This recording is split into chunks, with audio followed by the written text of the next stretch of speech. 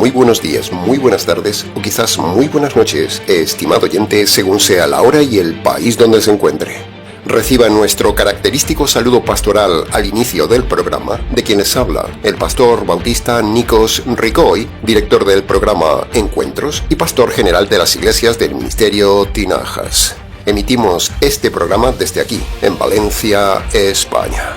Saludos de parte del equipo de trabajo del Ministerio Tinajas que elabora este programa para usted y le damos la bienvenida una vez más a nuestro nuevo programa semanal Encuentros.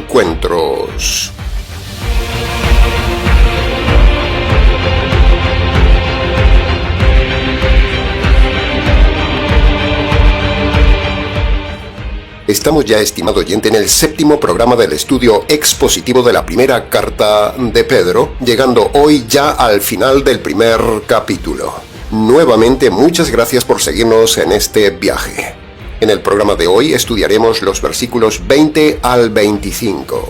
El mensaje es un poco técnico, es complejo, es denso, es difícil por momentos, así que le pedimos por favor estar atentos para entenderlo mejor. No es un mensaje sencillo. Es una de esas partes profundas del mar coralino de la palabra de Dios. El viaje es largo, así que prepárese.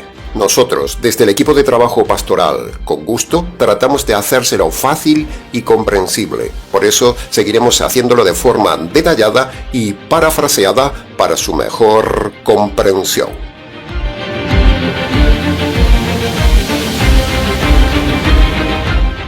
Entremos entonces en el análisis del primer versículo de hoy, el versículo 20, que dice: Cristo fue destinado como Cordero desde antes de la fundación del mundo, y en estos tiempos se ha manifestado por amor a ustedes. Cuentan los relatos de los escritos de los hombres antiguos, que los tres seres divinos, el Espíritu, el Hijo y el Padre, un día, en un momento de la eternidad, cuando aún no existía nada creado, esos seres divinos se reúnen en consejo y toman una decisión única. Deciden crear seres libres y racionales para convivir y relacionarse con ellos.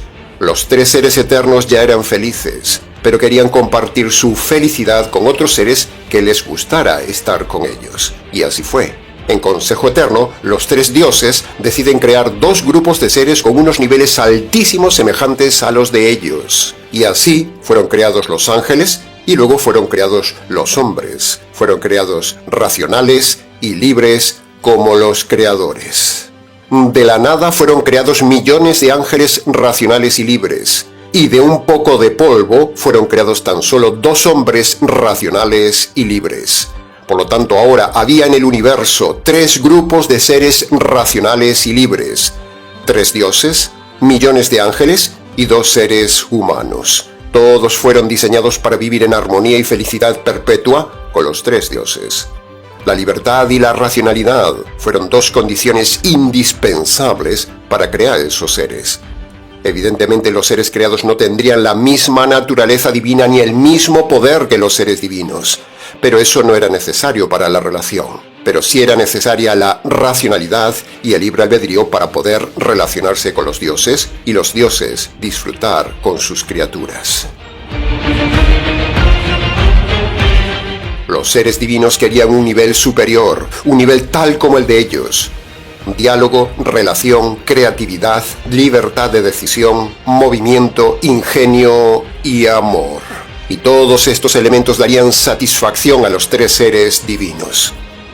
Criaturas capaces de diseñar como ellos, criaturas capaces de dialogar con ellos, criaturas capaces de crear cosas como ellos, criaturas capaces de intercambiar con ellos, criaturas capaces de comunicar ideas, de relacionarse y de diseñar cosas nuevas como ellos. Todo eso fascinaba al Trino Dios Creador, y así fueron creados los ángeles y fueron creados los hombres, ambos con racionalidad y libre albedrío. Pero, dicen también los escritos de los hombres antiguos, que el Creador, para asegurarse que sus criaturas estaban con Él verdaderamente en libre albedrío y en amor genuino, el Creador diseñó algo, diseñó la prueba. Y así fue como el Creador puso a prueba el amor de los ángeles y el amor de los hombres. El resto de la historia, usted ya la conoce.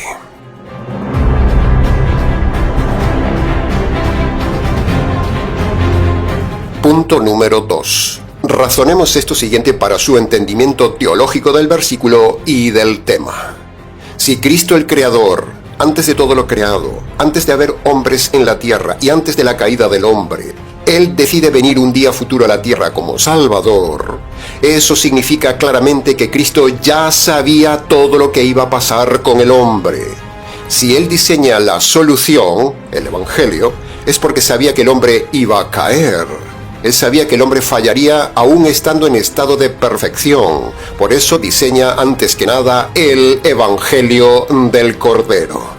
Ahora, si Cristo sabía que el hombre iba a caer, entonces la prueba y la caída fue planeada por Él.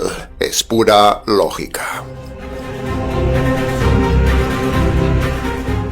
Punto número 3. Ahora escuche este orden teológico con mucha atención, porque por ahí hay mucha secta que dice otro orden teológico. Primero, Cristo crea el Evangelio en el consejo eterno antes de todo. Segundo, en ese consejo, Cristo decide que todo hombre se salve por su libre albedrío si elige o no ese Evangelio. Esa es la verdadera predestinación, no la basura predestinacional calvinista. Tercero, Cristo diseña la prueba. Cuarto, Cristo diseña la caída del hombre. Quinto, Cristo crea al hombre. Y sexto, Cristo baja y salva al hombre que se deja salvar si recibe su evangelio. Este es el verdadero orden lapsariano y el verdadero sinergismo, y no el lapsarianismo falso calvinista. Ahora, aunque Cristo el Creador diseñó la prueba en Edén, diseñó y planeó la caída en Edén, sin embargo, Él no es el autor del pecado. El pecado lo crea el hombre. Punto número 4. Dios creó al hombre en estado de perfección, pero Él sabía que aún en estado de perfección, el hombre caería. Porque un estado material de completa felicidad no es garantía para demostrar el amor, ni tampoco impide una caída. Esta es una enseñanza universal teológica importantísima para las parejas. Si en Edén el hombre en estado de perfección cayó, ¿cuánto más las parejas en el día de hoy, aunque tengan todo en la tierra? Tenerlo todo no garantiza un matrimonio. El amor solo se demuestra en la prueba. Esa es la gran enseñanza universal. Por eso era necesaria la prueba y la caída. Dios lo diseñó así para probar el amor del hombre. Ahora, permítame un paréntesis sin desviarnos del tema que aún no hemos acabado. Permítame un mini y necesario paréntesis. Aunque usted haya iniciado una relación de noviazgo y todo parezca idílico, eso no garantiza su amor al otro, ni garantiza la relación perpetua, ni es evidencia de amor seguro. El amor solo se demuestra en la prueba, no en la felicidad. La felicidad no demuestra el amor. La gran enseñanza universal de Génesis es que tenerlo todo no garantiza el amor de una relación. Al contrario, la felicidad oculta lo real. Por eso era necesario ponerle una prueba al hombre, para que el hombre viera que no amaba a Dios, y para que Dios también viera que el hombre en perfección no ama a Dios.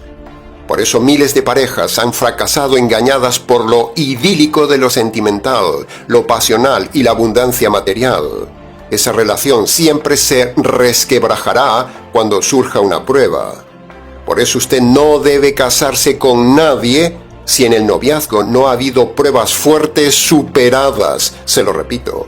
Usted no debería casarse con nadie si en el noviazgo no ha habido pruebas fuertes superadas, porque la prueba superada es la garantía del verdadero amor de ambos para poder casarse.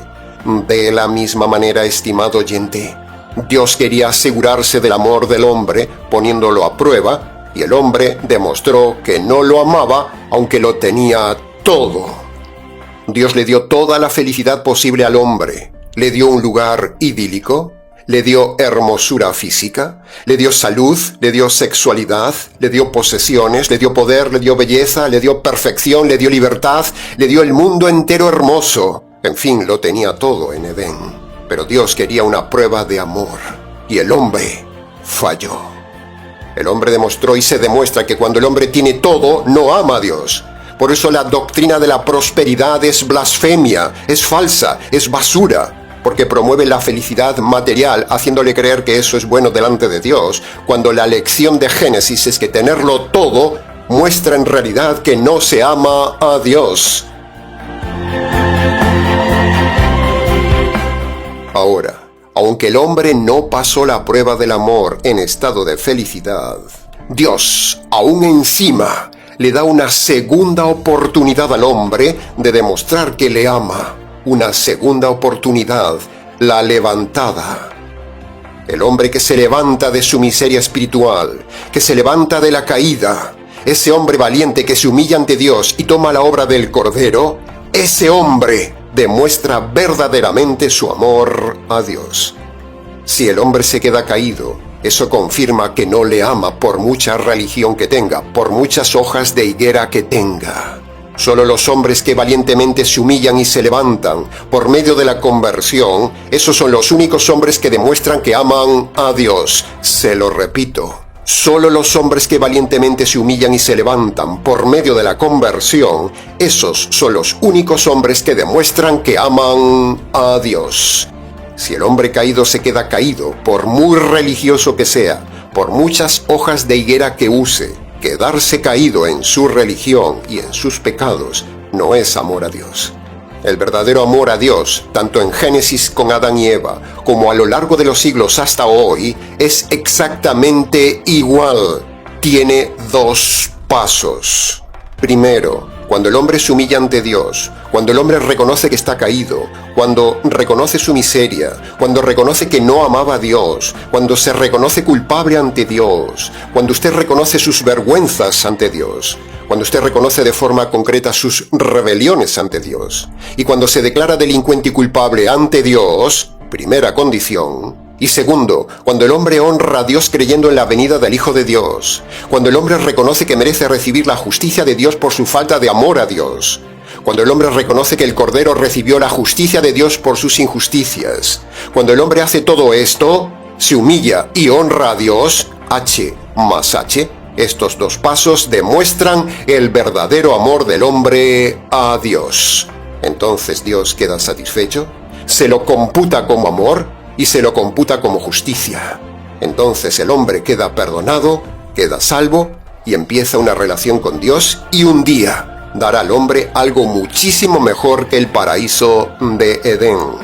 Ahora Dios le ofrece al hombre un reino material eterno con un cuerpo perfecto y con otros hombres que demostraron también su amor a Dios. A esa raza de hombres diferentes que aman a Dios por medio de Marcos 1:15, Él les dará el reino de los cielos. ¿No le parece todo esto maravilloso, estimado oyente? ¿No expande su alma, su mente y su entusiasmo? Es glorioso ver cómo la conversión es ahora la prueba para estos Adanes modernos que nos permite demostrar el verdadero amor a Dios. Marcos 1:15 es la forma universal de demostrar el amor a Dios. Cuando usted se levanta de su estado de caída, cuando usted abandona sus hojas de higuera, cuando usted se viste con la ropa del Cordero sacrificado puesto por Dios mismo, esas dos cosas honran a Dios. Dios se lo toma por justicia y le demuestra que usted le ama. La levantada, en términos del Nuevo Testamento, está resumido en Marcos 1:15. Marcos 1:15 es exactamente lo mismo que hicieron Adán y Eva en el paraíso. Primero fueron valientes, salieron de su escondite y fueron a buscar a Dios. Segundo, dejaron caer sus inútiles hojas de higuera. Tercero, se humillaron ante Dios reconociendo su pecado de desobediencia y mostrando su vergüenza. Y cuarto, se dejaron poner las nuevas ropas perpetuas del animal sacrificado por Dios. Todo esto demostró que ahora sí, Adán y Eva, en esta segunda oportunidad, amaban a Dios. De la misma manera, estimado oyente, cuando usted obedece Marcos 1:15, usted ama por primera vez a Dios. Para preguntas del tema, escríbanos.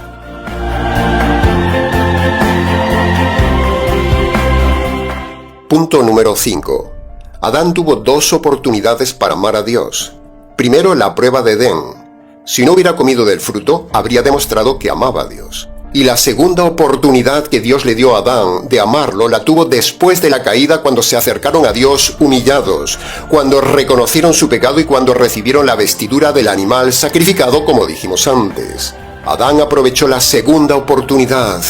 Y nosotros, estimado oyente, tenemos exactamente la misma segunda oportunidad que tuvo Adán. Primero, acercarnos a Dios y reconocer los pecados. Y segundo, agarrar la vestidura del Cordero. Cuando usted se humilla como Adán y honra a Dios tomando la vestidura de piel del Cordero, Dios se lo toma como amor. Punto número 6. El mismo libre albedrío que el hombre usó para desobedecer a Dios y demostrar que no amaba a Dios, es el mismo libre albedrío que Dios le deja y que ahora debe usar para levantarse, apropiarse por la fe de la obra del Cordero y así demostrarle a Dios que le ama. Este es el verdadero y maravilloso lapsarianismo y sinergismo de Dios, no la basura de predestinación calvinista reformada, basura doctrinal en estado puro. Los calvinistas son herejes porque no creen en el libre albedrío y aún encima dicen que Dios en el consejo eterno decidió salvar unos pocos y perder a los otros en los infiernos. Dos errores que los llevan a ellos a los infiernos. Declaramos delante de Dios, de los hombres y de los ángeles que el calvinismo es blasfemia ante Dios, porque Dios en el consejo eterno decidió salvar a todos los hombres y decidió que todos los hombres sean salvos por su libre albedrío. La caída del hombre, señores necios calvinistas deformados, la caída del hombre no anuló el libre albedrío. Este es el verdadero lapsarianismo teológico. El resto es basura reformada. Que conste en acta.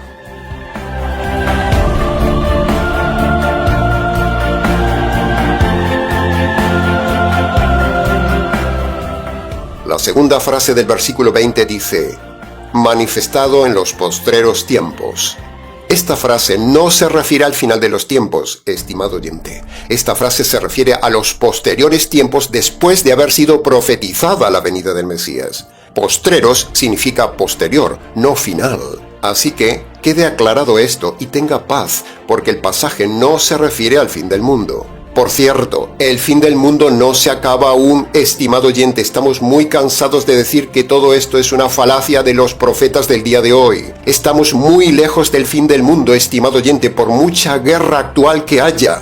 Todos esos bravucones oportunistas, mentirosos profetas seculares y religiosos del día de hoy, que ahora vuelven a intentar la mentira del fin del mundo con el caso de Irán, esos incansables mentirosos hijos del diablo, se comerán sus palabras, porque no estamos en los últimos tiempos, señores profetas agoreros.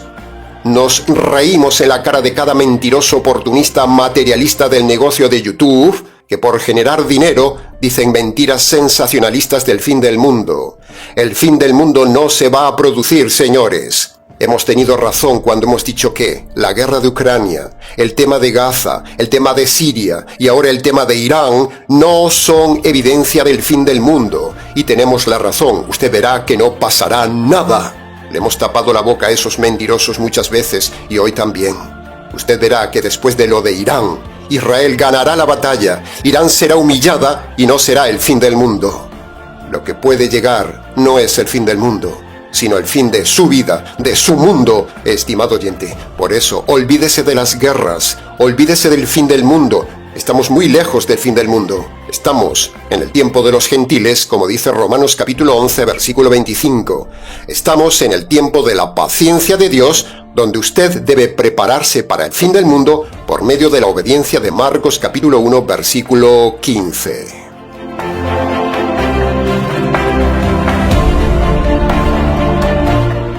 Y la tercera frase del versículo 20 dice, por amor a ustedes.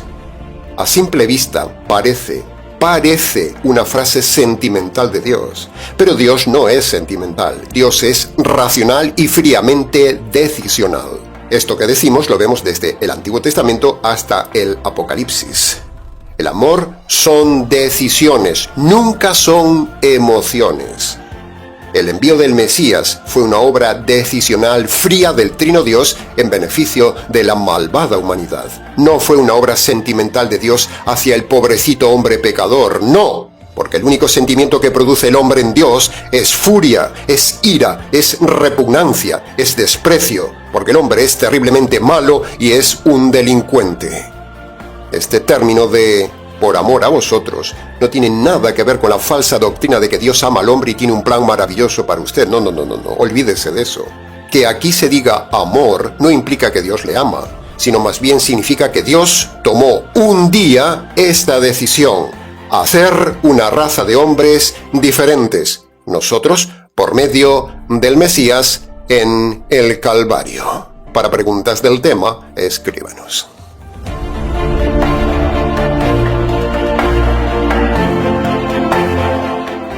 Entremos ahora en el análisis, comentario y enseñanzas del versículo 21 que dice: mediante el cual creen en Dios, quien le resucitó de los muertos y le ha dado gloria, para que vuestra fe y esperanza sean en Dios. Punto número 1.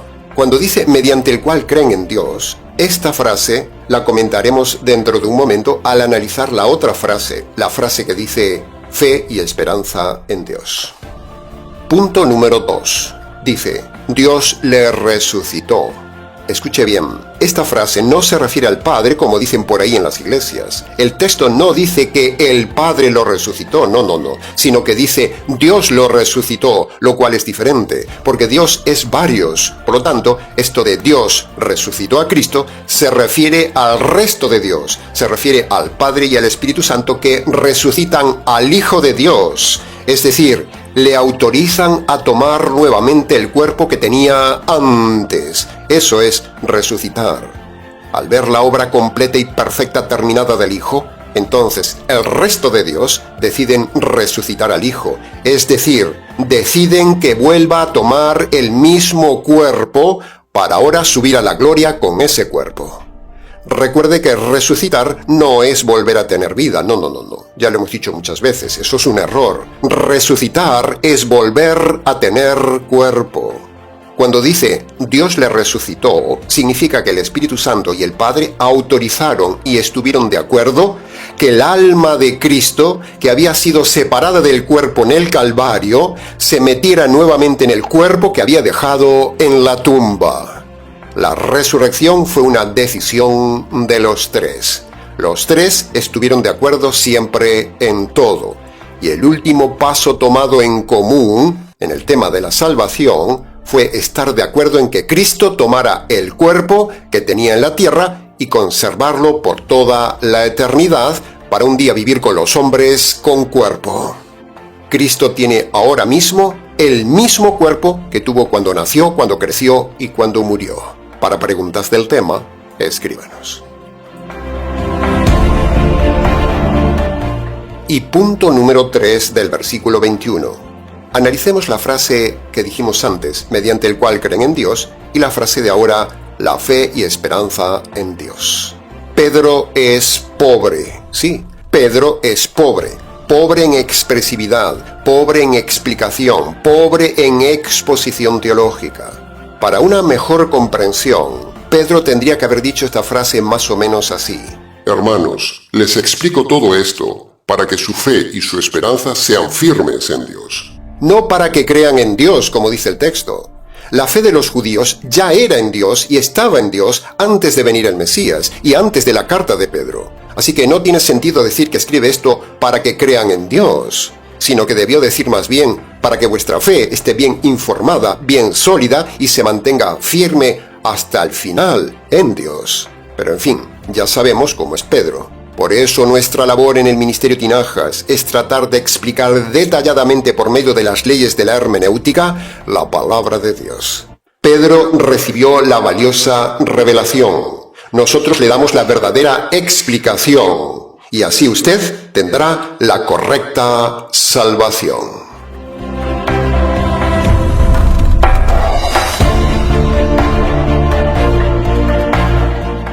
Entremos ahora en el análisis, comentario y enseñanzas del versículo 22 que dice: ahora que han sido purificadas sus almas por la obediencia a la verdad, tengan amor fraternal, amándose unos a otros de corazón sincero. En otras palabras, lo que Pedro está diciendo aquí en este versículo es que si una persona se ha convertido, entonces una de las evidencias de su conversión es el amor hacia los demás. Esa es la interpretación correcta. Punto número 1. Entonces preguntamos, ¿ha sido purificada su alma de sus pecados, estimado oyente? ¿Sabe usted cómo se limpian sus pecados? ¿Cuándo ha sido purificada su alma de sus pecados? ¿Sabía usted que si está metido en alguna iglesia típica de hoy, sus pecados no han sido purificados?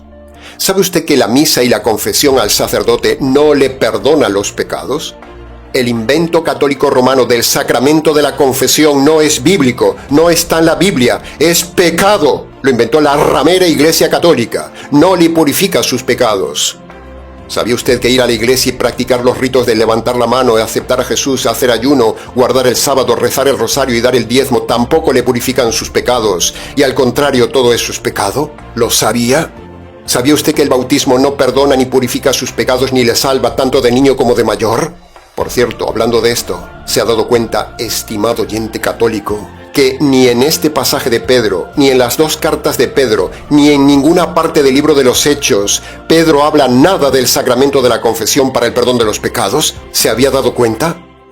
¿Se acuerda del pasaje de Hechos capítulo 8, versículo 22, cuando Pedro reprendió a Simón el mago y en lugar de absolverlo de su pecado y de la superstición, le dijo que arreglara sus cuentas directamente con Dios para ser perdonado? Eso descarta totalmente el sacramento de la confesión católica, una de las aberraciones más grandes y perversas inventadas por la Iglesia Católica, donde un hombre tiene que escuchar los delitos, las inmoralidades, los secretos, las perversiones sexuales, las intimidades de una mujer confesadas a un hombre. ¿Se puede ser más inventor de una mayor aberración? El secreto de confesión católica es pecado y es un delito, porque cuando un sacerdote sabe un delito y no lo dice a las autoridades, excusado en el falso secreto de la confesión, eso no es bíblico. El sacerdote está siendo cómplice del delito del delincuente. ¿Cuántos sacerdotes han ocultado delitos e impedido hacerse justicia por el perverso secreto de confesión?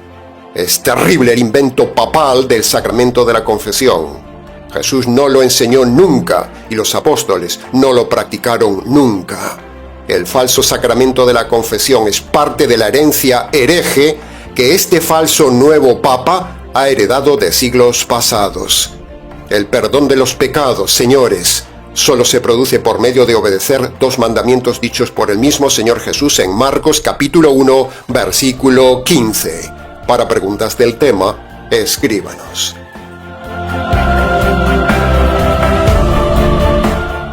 Punto número 2. Pedro dice ahora otra frase importante, pequeña pero autorreflexiva. Dice, obediencia a la verdad. Entonces la pregunta obligada es, ¿está usted obedeciendo la verdad de la palabra de Dios en el Nuevo Testamento, estimado oyente? ¿Guía su vida y sus decisiones por el Nuevo Testamento de la palabra de Dios? ¿Por qué decimos el Nuevo Testamento? Pues porque el Nuevo Testamento es la parte de la verdad de la palabra de Dios, es el manual de Dios para el cristiano. El Antiguo Testamento era el manual para el judío, para Israel. En cambio, el Nuevo Testamento es el manual para nosotros los gentiles y para la iglesia. Usted no puede usar el Antiguo Testamento para su vida cristiana. Entonces, ¿está usted desobedeciendo los mandamientos del Nuevo Testamento? Por ejemplo, ¿es usted mentiroso? ¿Está usted pensando o está en trámites de divorcio? ¿Está usted viviendo en adulterio? ¿Está usted de cama en cama practicando la fornicación? ¿Está viviendo con alguien en unión libre? ¿Es usted homosexual? ¿Es usted lesbiana? ¿Es usted trans o defiende esta mala gente? ¿Es usted perverso? ¿Es usted terco? ¿Es usted soberbio, altivo y rechaza la verdad cuando se la dicen? ¿Obedece usted la verdad bíblica o va por libre? ¿Obedece usted la verdad cuando lee el Nuevo Testamento si se llama cristiano? ¿Está usted obedeciendo la verdad? ¿Está usted obedeciendo al Señor, estimado oyente?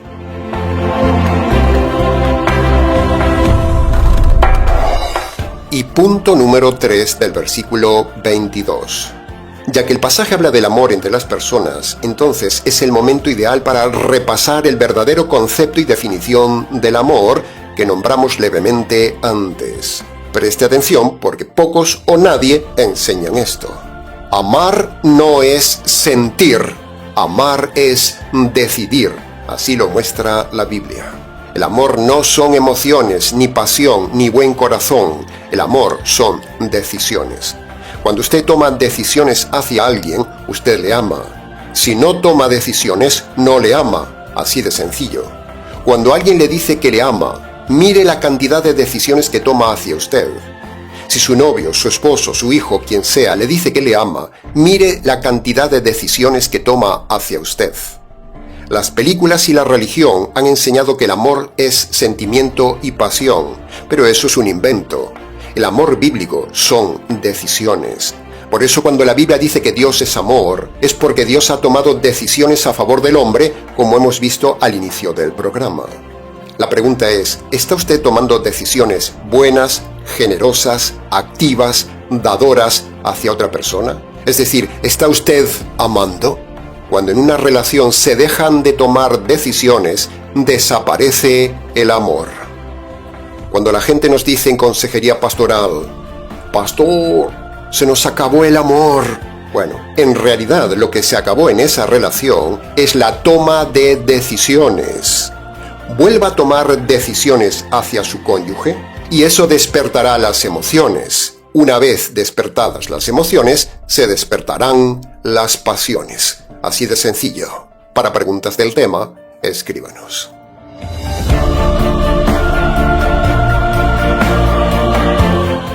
Entremos ahora en el análisis, comentario y enseñanzas del versículo 23 que dice: Dios les ha hecho nacer de nuevo, no de semilla corruptible humana, sino con la incorruptible palabra viva de Dios que permanece para siempre. Punto número 1. El tema del nuevo nacimiento ya fue enseñado con detalle en el estudio del versículo 3, así que, para no repetir aquí lo mismo, le invitamos a ver la exposición del tema en el correspondiente estudio del versículo 3 de este capítulo. Punto número 2. Si la palabra de Dios hace nacer de nuevo al hombre, en otras palabras, le salva. Por lo tanto, si la palabra de Dios es la fuente de nueva vida, entonces, en el día de hoy, millones de personas tienen un grave problema en sus iglesias porque los pastores que tienen le adulteran y le modifican la palabra de Dios, por ejemplo, en el divorcio y en el evangelio. Entonces, ¿cuál es la conclusión? Bueno, la conclusión es terrible. La conclusión es que la palabra viva, los pastores, pastoras, sacerdotes y rabinos la convierten en veneno que mata a millones de personas espiritualmente y que luego entrarán a la muerte eterna. ¡Wow! La misma palabra que da vida produce muerte si está explicada por un lobo. Por eso, para que usted tenga un verdadero nuevo nacimiento, para que usted conozca la verdad plena, para que usted tenga verdadera salvación, nos esforzamos en explicarle, en hacerle razonar correctamente toda la palabra de Dios para que sea para usted vida y no muerte. Y en este caso que nos compete de la primera carta de Pedro, le hemos explicado correctamente el propósito del sufrimiento y le hemos enseñado correctamente la salvación jurídica a los gentiles.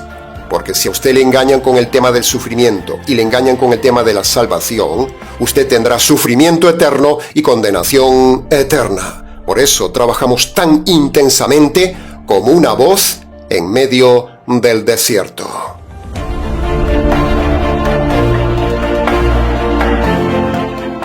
Le preguntamos, ¿tiene usted nueva vida o sigue la misma vida antigua de pecado, soberbia, tacañería, rebelión, inmoralidad, adulterio, mentiras, engaño, robo, hipocresía, envidia, celos, falta de perdón, no conversión, flojera, indecisión, mundanalidad, yendo al psicólogo, yendo a una iglesia falsa, no haciendo caso de nada de los mensajes que le damos, etcétera, etcétera? ¿Tiene usted una nueva vida o sigue siendo igual que siempre?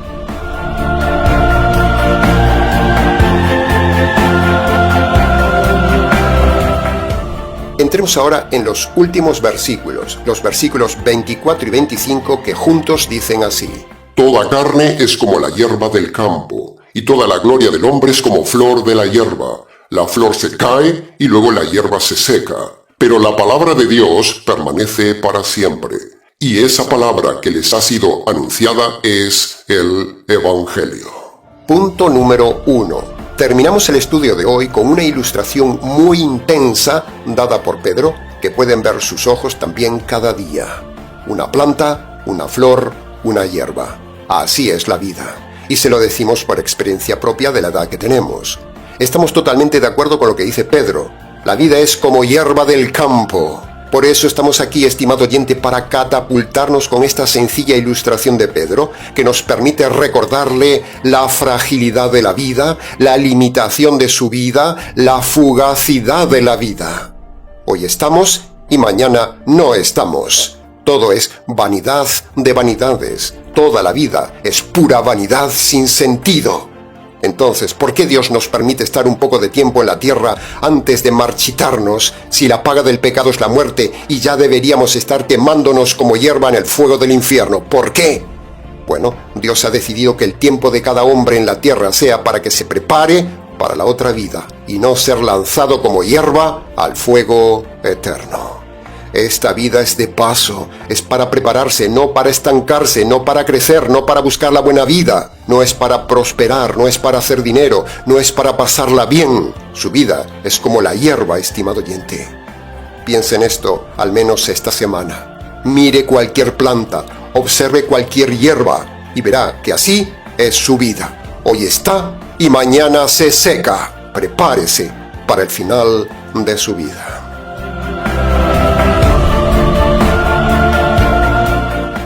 Punto número 2. Dice, la flor se cae y la hierba se seca. En palabras científicas sería la segunda ley de la termodinámica, o dicho en palabras algo más nuestras, la ley de la entropía, donde la materia se degrada irremediablemente. Todo se rompe, todo se estropea, todo se envejece, todo se pudre. Esa es la irremediable ley de la entropía. Se cae y se seca.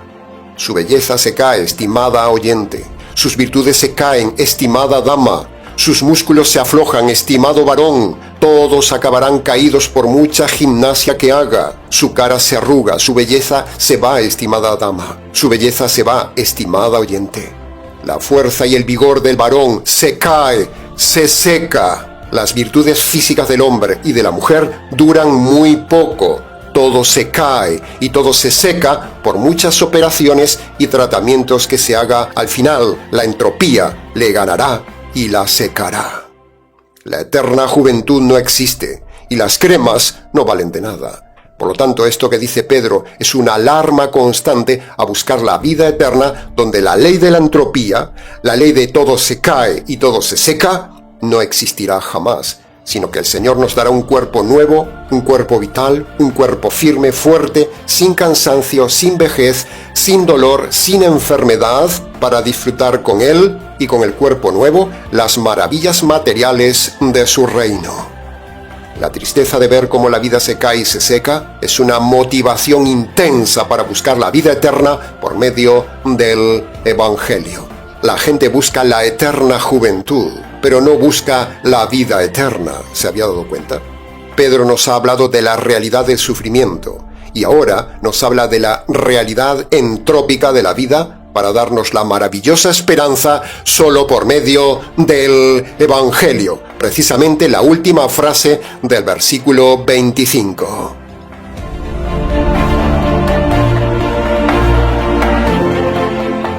Punto número 3. Si la naturaleza le está gritando la transitoriedad de la vida, la fragilidad de la vida, entonces, ¿qué hace, estimado oyente, que no se prepara para la eternidad? Si su mismo cuerpo es un grito, una alarma día a día de que usted se va acabando poco a poco, si usted se muere con sus pecados cometidos en la tierra sin perdonar, usted como hierba seca será lanzado al horno de fuego eterno para ser quemado sin fin.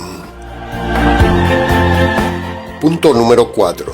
Pedro habla de la eternidad de la palabra de Dios. Pero que la palabra de Dios permanezca para siempre no implica que no cambie. Su permanencia no anula el cambio. Esto es una llamada de atención y un jaque a los negacionistas de que el antiguo pacto está abrogado. El antiguo pacto está abrogado, estimado oyente, porque ya cumplió su función en su día. Ahora aparece la continuación del antiguo pacto, que es el nuevo pacto. Por eso la palabra de Dios permanece. Por otro lado, permítame aclarar algo. La palabra de Dios no es el Evangelio, como dicen muchos. Cuando usted le pregunta qué es el Evangelio a la gente normalmente le dice, el Evangelio es la palabra de Dios. Pero el Evangelio no es la palabra de Dios. El Evangelio es una parte de la palabra de Dios, no toda la palabra de Dios. Que quede aclarado. Punto número 5. Finalmente, Pedro conecta esta verdad de la palabra de Dios con el Evangelio. Pedro hace un redireccionamiento. Es como que Pedro está redirigiendo su mensaje para llegar al punto clave que nosotros siempre queremos llegar. El Evangelio, tal como hacemos siempre nosotros en el canal.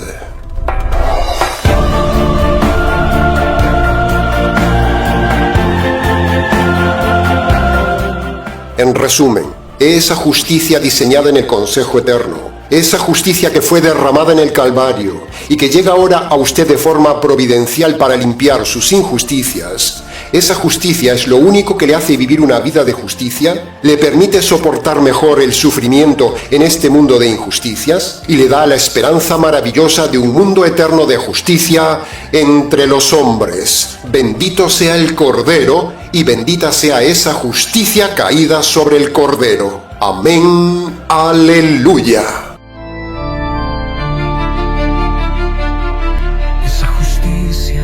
Diseñada en el consejo eterno que fue derramada en el Calvario, llega a ti de forma providencial para limpiar tus injusticias. Esa justicia de Cristo es lo único que te hace vivir una vida de justicia. Te permite soportar mejor el sufrimiento y las injusticias de este mundo de injusticia. Y te da la esperanza maravillosa de un mundo eterno de justicia entre los hombres. En su justicia encuentras la paz y el perdón. Bendito sea el Cordero y bendita sea esa justicia que cayó sobre el Cordero. Amén, aleluya. Bien, hasta aquí con la enseñanza expositiva verso a verso y frase a frase de todo el capítulo 1 de la primera carta de Pedro. Le hemos explicado todo al detalle. Así se estudia la Biblia. Más detallado es imposible. 7 semanas hemos empleado en este primer capítulo. En la próxima semana empezaremos con el capítulo 2. También es cierto que mucho más se pudo haber dicho en cada versículo analizado, pero creemos que con lo dicho ha sido suficiente para su enseñanza y su reflexión. Para preguntas del tema, escríbanos. ministeriotinajas@gmx.es.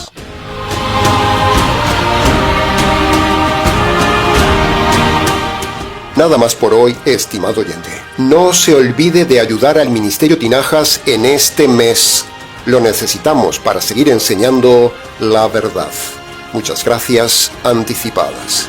Les ha compartido este mensaje quien les habla, el pastor bautista Nikos Ricoy, emitiendo desde aquí en Valencia, España. Será entonces con el gusto de siempre, hasta el próximo mensaje de la serie, aquí en nuestro habitual programa semanal Encuentros.